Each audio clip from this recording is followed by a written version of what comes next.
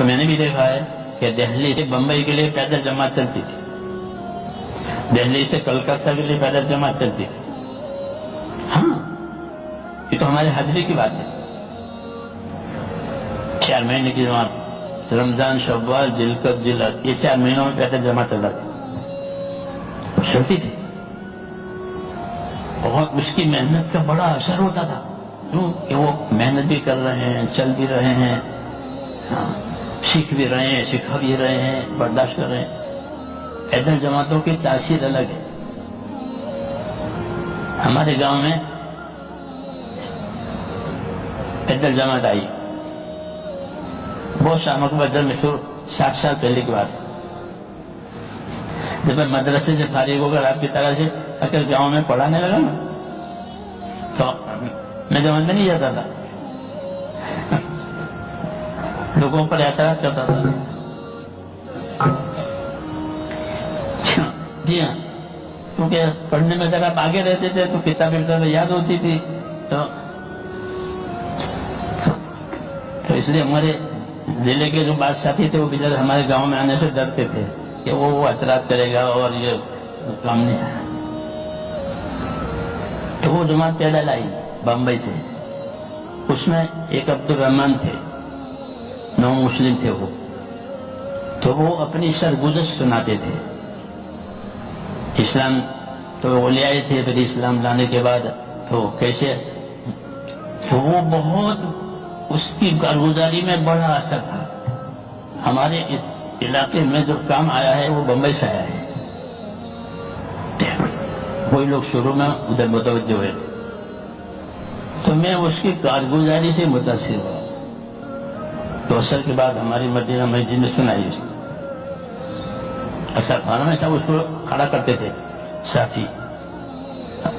تو ابھی سنا وہ سرگزشت. جی ہاں، تو ایسا ہوتا ہے کیونکہ اس کی محنت ہے، اس کی قربانی ہے، اس لیے اس کی بات میں اثر ہے. یہ ہوتا ہے کہ وہ قربانی کے ساتھ چل رہا ہے، محنت کے ساتھ چل رہا ہے. تو اس کی کارگزاری نے بہت اثر کیا. اور مجھے اس کام کی رغبت ہو گئی.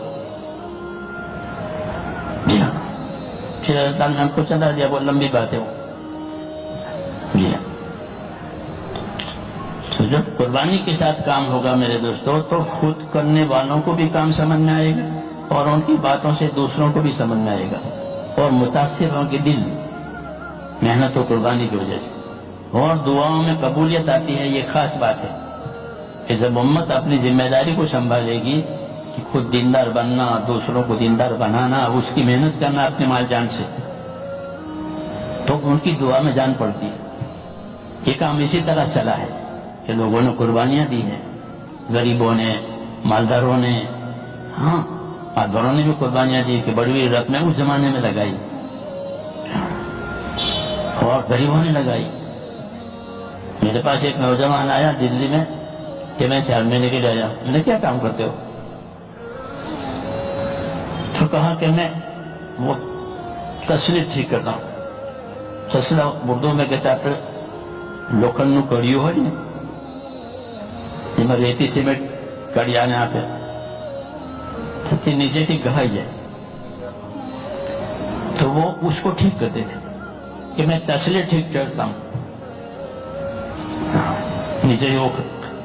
یہ میرا کام ہے. اور سائیکل لے کے پھرتا ہوں. ہاں، سائیکل اور میں ایک بکس، اس میں سب وہ اوزار ہوتا ہے، اس کو لے کے پھرتا ہوں. اب 4 مہینے کے لیے آیا ہوں. تو میں 4 مہینے کے کیا پیسے تھوڑے تھے تو سائیکل بیچ دی. سائیکل بیچ دی تو سائیکل کے 500 روپے آئے. تو میں نے ماں کو اور بیوی کو دیے کہ یہ تم رکھو. اور باقی جو پیسے تھے اس کو لے کر 4 مہینے کے لیے آیا. تو میں نے کہا سائیکل تو بیچ دی، اب کیا کرو گے؟ تو کیا بکس سے سر پر لے کر پھروں گا، اپنا کام کروں گا. پہلے بکس پیچھے رکھتا تھا، اب سر پر رکھتے پھر. ایسے لوگ، ایسے لوگوں کی قربانیوں سے اللہ تعالیٰ نے اس کے راستے کھولے. پھر ان کی قربانیوں کی وجہ سے اچھے اچھے لوگوں کو کام سمجھ میں آیا. ہاں تو یہ بات ایسی ہے میرے دوستوں، یہ چلنے سے سمجھ میں آتی ہے، سننے سے تو سننے کے درجے میں، یہ چلنے سے. مولانا یوسف صاحب یہ کہتے ہیں کہ دنیا میں جتنے سودے ہوتے ہیں وہ دکھا کر کے ہوتے ہیں. بھائی نمونہ دکھاؤ، چاول نکالے یوں پر، نمونہ دکھا. اب نمونہ دیکھ کر کہ اتنے چاہیے مجھے، کتنے کنٹل چاہیے، یہ نمونہ. تو فرمایا دنیا کی چیزوں کو دیکھ کر کے لیا جاتا ہے، دین میں ایسا نہیں ہے. دین میں ایسا ہے کہ تم کرو پھر دیکھ لینا، دیکھ کر کرنا نہیں بلکہ کر کے دیکھنا. دنیا کے سودے دیکھ کر، اور دین کیا کہ بغیر دیکھے کر، ویسے اللہ کو نہیں دیکھتے ہیں لیکن اللہ کی عبادت کرتے ہیں. جی ایسے کہا کہ اللہ کے تمام کاموں کو یقین کر کرو، یہ کرو پھر دیکھنا کیا فائدہ ہوتا ہے، وہ کیسی مدد آتی ہے. کیونکہ دین کا کام میرے دوستو، دین کی مدد اللہ کی مدد سے ہوگا. اس میں کسی کی مدد نہیں دی جاتی، کوئی حاکم، کوئی مالدار، کوئی ٹرسٹ، کچھ نہیں. اللہ کی مدد سے یہ کام چلا ہے. کیوں کہ اللہ کے بندوں نے اپنی جان مال کو اس میں لگایا ہے، تو اللہ نے اپنی مدد کو ان کی طرف متوجہ کیا ہے. سیدھے سادے لوگ عمل کرتے ہیں، کام کرتے ہیں، اور ان کی وجہ سے یہ کام پھیل جاتا ہے. تو کام کے ساتھ اللہ کی مدد ہے. اس لیے میرے دوستوں میں نے کہا کہ ہم کو اپنی ذمہ داری سمجھنی ہے کہ اللہ تعالیٰ نے ہم پر کیا ذمہ داری ڈالی ہے. تو ہم پر یہ ذمہ داری ڈالی ہے کہ اپنی ذات سے دیندار بنو اور دوسروں میں دین آوے، اس کی تم محنت کرو، پھر اللہ اس کو ہدایت دے دے گا. تم تو محنت کے ذمہ دار ہو. ایسا ہوگا کہ اس محنت کے کرنے میں کبھی کوئی دشواری آوے، کوئی تکلیف آوے، کوئی رکاوٹ آوے، یہ ہوگا. جیسے نبیوں کے ساتھ رکاوٹیں آئی تو انہوں نے اس پر صبر کیا، کام کو نہیں چھوڑا، صبر کیا تو پھر اللہ کی مدد آئی. رسول صلی اللہ علیہ وسلم کے ساتھ سب سے زیادہ مدد ہوئی ہے. ایسی مدد کسی نبی کی نہیں ہوئی ہے. وہ آپ پر تکلیفیں بھی ایسی آئی جو کسی پر نہیں آئی ہے. یہ حضور نے فرمایا کہ مجھے ایسی ایذا ہوئی ہے کہ ایسی ایذا کسی کو نہیں ہوئی. اور مدد بھی آپ کی ایسی آئی ہے کہ کسی کی ایسی مدد نہیں ہوئی کہ آپ کی بات اللہ نے پوری دنیا میں چلائی ہے، اور ہر قوم میں چلائی، ہر طبقے میں چلائی. یہ سب دلیلیں ہیں اس بات کی کہ جب ہم کام کریں گے تو اللہ کی مدد ہوگی. اس لیے کہتے ہیں میرے دوستوں کہ اس کام کو سیکھنے کی ضرورت ہے. کس کی؟ جیسے ہر کام کو دنیا میں سیکھ کر کیا جاتا ہے، باقی سیکھے کوئی کام نہیں ہوتا. کہ اس کام کو سیکھو کہ کیسے دعوت دینی ہے، کیسے محنت کرنی ہے، محنت کی کیا اونچ نیچ ہے، اس کو اپنے اندر لاؤ، اس کی مشق کرو اور اپنے آپ کو محنت کے لائق بناؤ. پھر تمہاری محنت اللہ تعالیٰ کے ہاں قبول ہوگی، اور اللہ تعالیٰ تمہاری محنت کی برکت سے دوسروں کو ہدایت دے گا، یہاں تک کہ دشمنوں کو بھی ہدایت ہو جائے گی. حضور صلی اللہ علیہ وسلم کی محنت کا یہ اثر ہوتا ہے کہ آپ کے دشمن آپ کے دوست ہو گئے. بہت کم لوگ ہیں کہ جو دشمنی میں مرے ہیں. ابو جہل ہے، یہ ضدی تھے، جو ضدی تھے وہی مرے ہیں دشمنی میں. باقی سب لوگ اپنی دشمنی چھوڑ کر آپ کے ساتھ ہو گئے. ہاں بہت کم لوگ ایسے ہیں. ابو جہل کی طرح سے کچھ تھے ایسے، وہ ضدی تھے. تو ضدی تو ہمیشہ محروم ہوتا ہے، یہ یاد رکھو. جو ضدی ہوگا وہ محروم ہوگا، اسے نہیں ملے گا کچھ، وہ اپنی ضد پر ہے. لیکن جو ضدی نہیں ہوتے تو تھوڑی ان کو سمجھ میں ہوتے، پھر جب محنت ہوتی تو ان کی سمجھ میں آ جاتی ہے، پھر اس کی طرح آپ کے ساتھ ہو گئے لوگ. اس طرح آج بھی ہوگا میرے دوست. لیکن اس کے لیے تھوڑی ہمت کرنی پڑے گی کہ ہم ہمت کریں، اپنی زندگی کی ترتیب بنائیں. طریقہ یہ نہیں ہے کہ ایک کام کو چھوڑ کر دوسرا کام کرو، ایسا نہیں ہے، بلکہ دونوں کام کرو، یہ بھی کرو وہ بھی کرو. جیسے کہ مثلا ہم مدرسہ پڑھاتے ہیں تو مدرسہ بھی پڑھائیں گے اور یہ کام بھی کریں گے. نماز پڑھاتے ہیں تو نماز بھی پڑھیں گے اور یہ کام بھی کریں گے. کوئی دکان کرتا ہے تو ہم دکان والے کو نہیں کہیں کہ دکان چھوڑ کے اللہ کام کر, کہ نہیں تو دکان بھی کر یہ بھی کر. کوئی کھیتی کرتا ہے تو کھیتی بھی کر یہ بھی کر. تو اس کا کیا طریقہ ہے کہ اس کا طریقہ ہے کہ ترتیب بناؤ. حضرت رحمۃ اللہ علیہ نے مجھے یاد پڑا بنگلور میں یہ بات سمجھائی تھی کہ بھائی ترتیب بناؤ, چھوڑو مت. دکان والے اگر دکان چھوڑے تو کب تک چلے گا؟ دکان چھوڑ کے وہ نبھے گا نہیں, چھوڑ کے کرنے والا نہیں, کیونکہ اس کو ضرورت تھی اب چھوڑ دیا. تو یہ طریقہ ہمارا نہیں ہے کہ کسی کام کو توڑ کے چھوڑ کے اس میں لگ گئے, کہ نہیں, بلکہ نماز کے طریقے پر پڑھو, نماز کے طریقے پر کرو. کہ نماز کا طریقہ کیسا ہے؟ دیکھو نماز میں 4 ارکان ہے جو فرض ہے, قیام, رکوع, سجدہ اور قاعدہ. یہ 4 ہے نماز میں ارکان, یہ فرض ہے. تو اس کی ترتیب بنائی ہے, ورنہ اگر آدمی قیام میں ہے تو رکوع کیسے کرے گا بتاؤ, اور رکوع میں ہے تو سجدہ کیسے کرے گا, اور سجدے میں ہے تو قاعدہ کیسے کرے گا؟ یہ چاروں ارکان اپنی حیت میں ایک دوسرے کے مخالف ہیں. میری بات سمجھ رہے ہیں؟ قیام کرنے والا رکوع نہیں کر سکتا, کر سکتا ہے. تو شریعت نے اس کی ترتیب بتائی کہ پہلے قیام کر لو, اور قیام پورا ہو جاوے تو پھر رکوع میں جاؤ, اور رکوع پورا ہو جاوے تو پھر سجدے میں جاؤ, اور سجدہ پورا ہو جاوے تو قاعدہ کرو. تو پہلے قیام, پھر رکوع, پھر سجدہ, پھر قاعدہ. یہ ترتیب ہو گئی. اس ترتیب کے خلاف کوئی نہیں کر سکتا کہ بھائی پہلے قاعدہ کر لو, کہ نہیں. فرمایا صلو کما رأیتمونی اصلی, ایسی نماز پڑھنا جیسے مجھ کو نماز پڑھتے ہوئے دیکھا ہے. یہ بات دین کے ہر کام میں ہے, خالی نماز میں نہیں. نماز کا تو نام لیا ہے اور مقصود پورا دن ہے کہ پورے دن پر اس طرح چلنا جس طرح میں بتاؤں. یہ مطلب ہے. تو ترتیب نبی بتاوے گا, کیونکہ انہوں نے عمل کی دعوت دی ہے, تو پھر عمل کی ترتیب بھی وہی بتائیں گے. جیسے نماز کی آپ صلی اللہ علیہ وسلم کو دعوت دی ہے کہ نماز پڑھو, تو پھر نماز کی ترتیب بھی بتائی. اس طرح دین کی بھی اس طرح سے. اس لیے میرے دوستو اس محنت کو ترتیب سے سمجھنا ہے کہ ایک کام توڑ چھوڑ کے دوسرا کام نہیں کرنا. تو کیا کرنا کہتا ہے, ایک وقت اس کام کو دینا ہے, ایک وقت اس کام کو دینا ہے. اگر اس کی ترتیب ہو گئی تو کام آسان ہو جائے گا. کسی کام کو چھوڑو مت. مدرسہ بھی ضروری, مسجد بھی ضروری, دکان بھی ضروری, اور تبلیغ بھی ضروری. کیوں کہ تبلیغ نہیں ہوئی تو پھر بے دینی آئے گی, وہ نماز بھی بگڑ جائے گی, بغیر دین کی نماز ہوگی, بغیر سیکھے نماز ہوگی, وہ نماز ہوگی. اور دکان میں بھی حلال حرام کی تمیز نہیں ہوگی, دین نہیں ہوگا. تو ہاں کہ دین ہونا تو ضروری ہے, اور دین محنت سے آئے گا.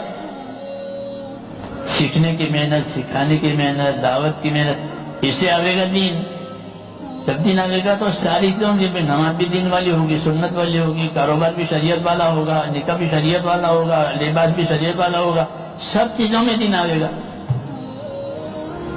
جیسے بارش سے سب چیزیں زندہ ہو جاتی ہے. حضور فرماتے ہیں میری بعثت اور میرا علم ایسا جیسے بارش, کہ بارش سے سب چیز زندہ ہو جاتی. ایسا جب یہ کام آپ کے ترتیب پر ہوا تو ساری چیزوں میں دین آئے گا.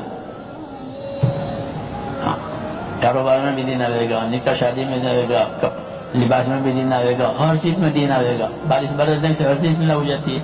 تو یہ محنت ایسی, اسے کہتے ہیں ایک وقت میں یہ کرو, ایک وقت میں یہ کرو. اس کی ترتیب بناؤ, اور ترتیب خود ہی بناؤ, کیونکہ خود بناؤ گے تو نبھاؤ گے. کوئی دوسرا بنا کر دے گا تو کیسے نبھے گا؟ خود بناؤ کہ مجھے اس وقت میں یہ کرنا ہے اور اس وقت میں یہ کرو, تو پھر انشاءاللہ اللہ تعالیٰ اس کو آسان کریں گے. پہلے دشواری آئے گی, پھر آسانی آتی ہے. ہر کام میں یہ خدا کی ترتیب ہے کہ ہر کام میں پہلے دشواری, اس کے بعد آسانی. نیا جوتا خریدتے پہنو تو وہ جوتا پاؤں کو کاٹے گا. جوتا کاٹتا ہے نا پاؤں کو, نیا جوتا. ہاں, لیکن پہنتے پہنتے پھر پاؤں اس کا عادی ہو جاتا ہے, پھر پاؤں اس کو اندھیرے میں پہن لیتا ہے, جو کہ یہ میرا جوتا ہے. آسان ہو گیا، نیا مشکل. ایسے ہر کام میں ابتدا مشکل. تو اللہ نے بشارت دی ہے ان مع العسر یسرا، ان مع العسر یسرا. یہ بشارت ہے کہ گھبراؤ مت، دشواری کے ساتھ آسانی ہے. گھبراؤ مت، دشواری کے ساتھ آسانی ہے. تاکہ ہمت کرے، نہیں تو شیطان اس کو ڈراوے کہ تمہارا کیا ہوگا، تمہارا کیا ہوگا. کہ کچھ نہیں ہوگا، جو اللہ نے لکھا ہے وہ ہوگا. اس کو تو اتنا ہی جواب دینا ہے. حضور کو یہ جواب سکھایا کہ کیا ہوگا، میرا اللہ نے لکھا ہے وہ ہوگا. اور بات بھی یہی ہے، جو اللہ نے لکھا ہے وہ ہوتا ہے، دوسرا ہوتا نہیں ہے.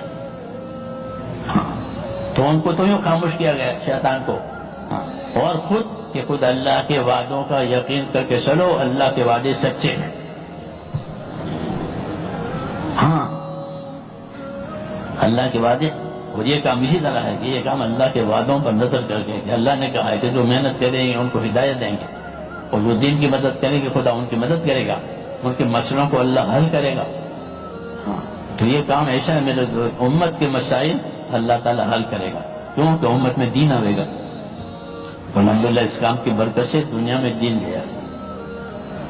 ہاں، ہر جگہ اور ہر طبقے میں دین پہنچا. جی ہاں، یہ کہاں کہ اللہ کی مدد سے پہنچا ہے. جی ہاں، اسے میرے بھائیوں ہمیں اپنی اس ذمہ داری کو سنبھالنا ہے تاکہ ہماری زندگی دینی بنے اور امت کی زندگی بھی دینی بنے اور ہماری آخرت بنے. اور کچھ لینا نہیں ہے لوگوں سے. کیا بنانا ہے کہ ہماری آخرت بنے؟ ہم تو آخرت بننے کے لیے گئے، کیونکہ جو آخرت بننے کے لیے گئے وہ کرتا رہے گا. جو کسی غرض کے لیے چلے گا وہ نہیں چل سکے گا. جب اس کی غرض پوری ہو جائے گی تو چھوڑ دے گا، اور غرض کی نہیں پوری ہوئی تو بھی چھوڑ دے گا کہ کیا فائدہ. اس لیے یہ کام غرض والوں کا نہیں ہے. یہ کام ایسا ہے اخلاص والوں کا، آخرت بنانے والوں کا، کہ جو آخرت بنانے کے لیے چلیں گے تو اللہ تعالیٰ اسے آخرت بھی بنائے گا اور اس کی برکت سے دنیا بھی بنا دے گا. کہ دنیا برکت والی ملے گی، آخرت کامیابی والی ملے گی. سمجھ میں جو بات. اس لیے میرے بھائیوں کہتے ہیں کہ ارادے کرو اور اپنے آپ کو اس کام کے لیے تیار کرو. ہاں، ہمت کرو. یہ نہیں ہے کہ کل کے کل جانا ہے، ایسا نہیں ہے، بلکہ آپ کو ترتیب سے جانا ہے. سمجھ میں آئی بات. اور آپ چونکہ ماشاءاللہ دین کا کام کرتے ہیں تو آپ کے لیے یہ کام آسان ہے.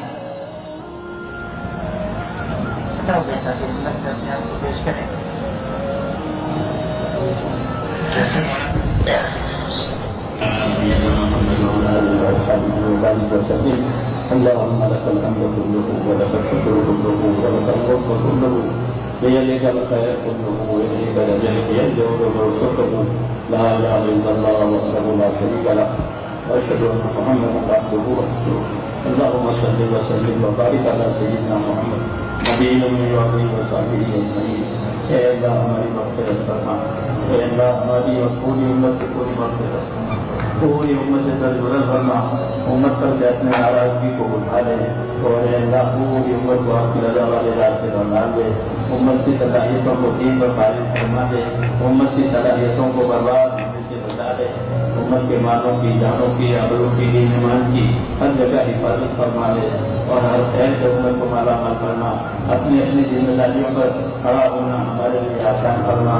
موت تک اخلاص اور استقامت کے ساتھ اپنے دین پر قائم ہونا ہمارے لیے آسان فرما. مرنے کا وقت آئے تو ایمان پر خاتمہ نصیب فرما. حسن خاتمہ نصیب فرما. سوئے خاتمہ سے حفاظت فرما. موت اور ماواد موت میں ہمارے لیے برکت مبارک فرما.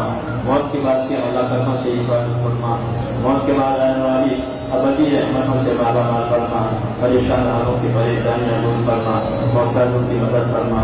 بیماروں کو صحت عطا فرما. ضرورت مندوں کی جائز ضرورت